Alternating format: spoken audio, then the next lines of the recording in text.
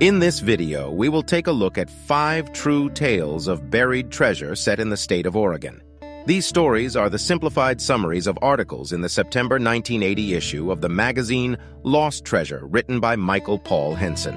If you'd like to read the original articles, along with the other articles which appear in this magazine, please consider purchasing this issue of Lost Treasure, which you can find by clicking the link in the description. The first of our stories of lost Oregon treasure is titled Wall of Gold. Deep in the heart of Josephine County, Oregon, lies a secret that few have ever uncovered. A lost cave, hidden away on Miller Creek, that holds within its walls a great treasure. It is said that the vein of gold ore that runs through the cave was assayed at a fantastic $415,000 to the ton in 1878, but the discovery of this treasure was not made by chance alone. No, it was a mule that loved huckleberries that led Karl Meyer, a German mineralogist, to the cave's entrance. And so the legend of the lost cave of gold was born, waiting to be uncovered by the brave and daring. Karl Meyer had no doubt in his mind that he would find his way back to the cave of gold. So certain was he of his return that he did not bother to make a map of the area. All he could think of was the glory of owning the cave of gold. Upon arriving at the camp, he was greeted by the mule that had led him there. It was already mid-afternoon, and Karl decided to postpone his return until the next day. However, his excitement made it difficult for him to sleep, and he eventually dozed off only to be awoken by a brutal hit to his head. The blow had left him with a concussion and unable to return to the cave until the next day. Saddling up the mule, he rode up Miller Creek to the point where he had turned off. But his sense of direction was jumbled due to the injury, and he could not find the cave. In the rugged terrain of Josephine County, Oregon, Karl Meyer fell gravely ill. His head throbbed with such ferocity that he feared it might burst. Despite his hope that the pain would abate, it persisted for days. Meyer realized that he could not ignore the symptoms any longer. He needed to seek medical attention. He trekked to Grants Pass, where a doctor advised him to rest. But Karl, foolishly, thought he could return to his camp and continue the search for the cave of gold. Though his condition improved, he could not remember the path he had taken. Meyer was convinced he could rediscover the cave, but fate had other plans. He contracted tuberculosis and passed away in a rest home in California. Despite efforts by other prospectors over the years, Karl Meyer's lost cave of gold remains undiscovered. Could the Miller Creek area hold the key to the elusive treasure? Only time will tell. Our next story is called Lost Cache of Gold. Deep within the winding Seven Devils Road, also known as the Randolph Trail, lies a treasure trove of $40,000 worth of gold dust and nuggets, hidden away by the Lewis brothers in 1853. These intrepid explorers stumbled upon the goldfields of California while making their way along the coastline, camping one fateful night at the mouth of the Coquille River. Soon, they discovered the riches that lay hidden in the black sand along the beaches, and with their eyes set on the treasure, they ventured forth to the mouth of Whiskey Run Creek.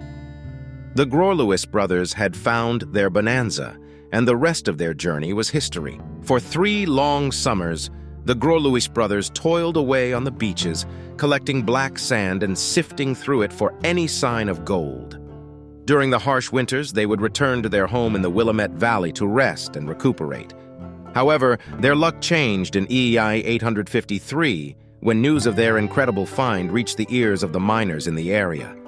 The McNamara brothers, known as Big Mac and Little May, also beach miners, realized the potential of the Whiskey Run area and convinced the Lewis brothers to sell their rights for $20,000 in gold dust.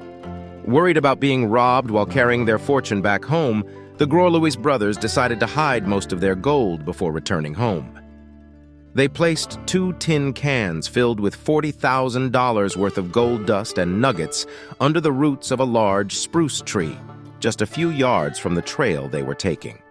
With their treasure safely hidden, they made their way back home. Years later, Peter Lewis returned to retrieve the cache of gold, but the Randolph Trail had changed so much that he was unable to locate the 2 tin cans. Despite searching for several days with his friends and digging under numerous spruce trees and stumps, they were unable to find the treasure.